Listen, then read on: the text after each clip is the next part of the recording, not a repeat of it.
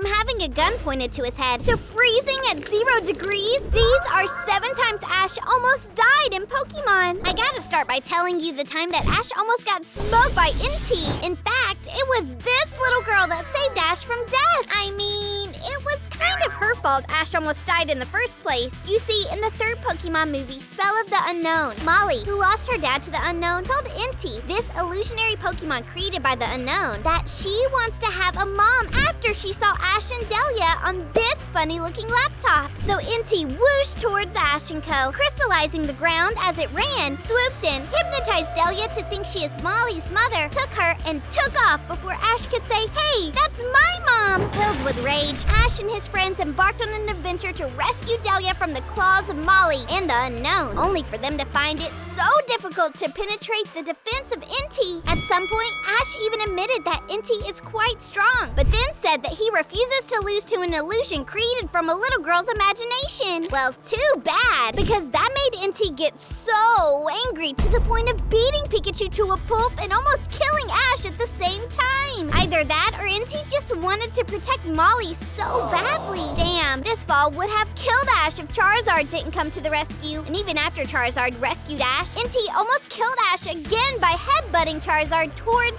Ash, almost sending Ash falling down a great height. This time around, it was his friends that saved him, but ultimately, it was Molly that saved Ash because Inti wouldn't have stopped trying to kill Ash if Molly didn't order it to stop. Woo, it would have really sucked if Ash died in front of his mom, but it would have sucked even more if Ash died in the first episode. You see, in the very first episode of the series, Ash almost got eaten to death by a flock of Spearow. Can you imagine? My man's just began his Pokemon journey and he was already looking death in the face. Well, you know, Ash has always got that dog in him, even when he was starting out. Even when it came down to sacrificing himself to save a very stubborn Pikachu, he didn't think twice. He struck a pose and said, "Come and get me!" He threw himself into danger by shielding Pikachu with his own body, knowing fully well that he could have been seriously injured by protecting the weakened Pikachu from a very angry flock of Spearow, if not killed outright. Thank goodness Pikachu defended him at the very last second by jumping in and striking the Spearows with Thunderbolt. If Pikachu didn't do that, I'm pretty sure Ash would have died from the Spearows' furious attacks. I also think the producers couldn't let Ash die in the first episode because it would have looked bad for the show. But you know what would have looked worse for the show? Ash getting pew-pewed in the head! This near-death experience was so horrible and traumatic, they even had to ban the episode because of it. In the 35th episode of the anime, The Legend of Miniru, Ash Ketchum had a gun pulled to his face, but he wasn't shot or shot at. Matter of fact, the only thing that saved Ash was this guy not pulling the trigger. Pretty scary if you ask me. But you know what scares me the most? The fact that you haven't subscribed to my YouTube channel yet. Don't make me call this guy for you. Subscribe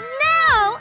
I'm kidding. Ash's near-death experience that scares me the most is the time he almost got burned to death. In the 26th episode, Pokemon Sensation, Ash couldn't help show off that dog in him again. And this time, he must have been Superman or something of a firefighter himself to have survived. You see, in this episode, all Ash wanted was to set foot in the Celadon gym and prove himself worthy to battle against its master. And he finally got his chance to prove himself worthy when Meowth detonated a bomb that set the Celadon City gym on fire. The fire immediately got out of control and started destroying the gym. Everyone ran outside while trainers and Pokemon worked together to put out the fire. They really tried, but their attempts were not very effective. But while they kept going at the fires, the gym leader Erica noticed that her gloom was missing and probably stuck in the burning gym. I reckon Ash saw this as an opportunity to prove himself and show off that dog in him, so he whooshed into the burning gym, found a stinking gloom, and risked his life in order to save it from burning. Thankfully, Ash survived the fire without a single scratch on his body. I can't imagine what would have happened if it was real life and he ran into a burning building without any proper protection. If he didn't die from the flames, this rock would have definitely killed him. And if this rock didn't kill him, the cold would have killed him in the special episode Snow Way Out. You see, in this episode, there was no way out of the cold for Ash and Pikachu after a full-on snow blizzard caused a strong wind to knock Ash down, caused him to let go of Pikachu, and swept off poor Pikachu into the distance. The This made Ash trudge through miles of 0 degrees cold while repeatedly calling for Pikachu until he collapsed from exhaustion. Damn, and he wasn't even close to dying yet. It started getting serious when he saved Pikachu from falling down a very high cliff by using Bulbasaur's Vine Whip and dug a snow cave rather than brave the bitter cold with his Pokemon. It was at this point his hands began to suffer frostbite, so he had his Charmander build the cave, Bulbasaur and Squirtle seal the cave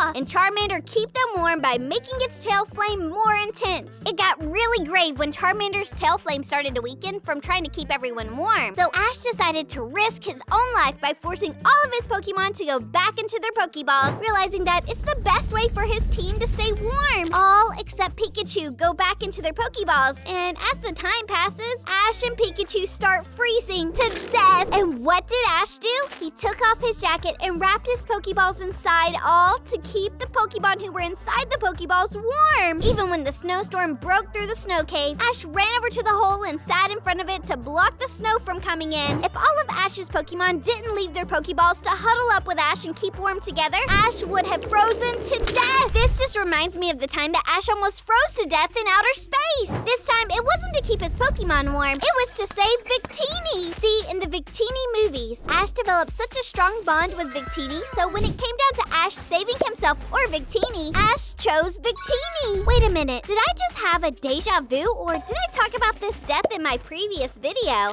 Anywho, in the movie, this guy trapped Victini to steal its powers, all as a part of his plan to uproot this castle from this position and return it to its rightful position, which is right here. But this just led to a whole lot of chaos that set the castles on course for outer space, with only Ash, Pikachu, and Victini on board. Ash tried to escape with Victini, but these giant pillars of protection were not having that. They locked Ash in as the castle drifted into a very, very chilly atmosphere of outer space where Ash couldn't breathe. Man, this place was so cold. Ash froze to death in 3 seconds. If Victini didn't use the heat from its searing shot to revive Ash, he wouldn't have lived to almost die from electrocution. The very first time Ash should have died from electrocution was in the first episode when he first made contact with Pikachu. You see, Pikachu released approximately 100,000 volts of electricity, and you can see this obviously shocked him up to the point of even burning Ash. If a current is strong enough to burn someone, then that current is definitely strong enough to unalive someone, but not for Ash. Never for Ash. Pikachu even shocked him again, but he survived and lived to tell the tale. Ash walked away from this and shared the shocking experience with his mother and friends outside. And that's not the only time Ash has almost died from electrocution. Every single time Pikachu has shocked Ash has been a near-death experience. Every single time. It's either Ash is immune to electricity, or the entirety of Pokemon has just been Ash in a very long coma. You see, it's a legendary aspect of Pokemon lore that after Pikachu shocked Ash when they first met, Ash fell into a coma and all his adventures are all parts of a coma dream. A very lucid dream, you may say. I mean, if you consider the fact that Ash hasn't aged a day, or you consider the number of times that Ash has just escaped death, then this theory just might be onto something. Shocking. But you know what is even more shocking? These 21 plot holes you didn't notice in Pokemon. Click the video on your screen if you don't want Pikachu to shock you. Do it now!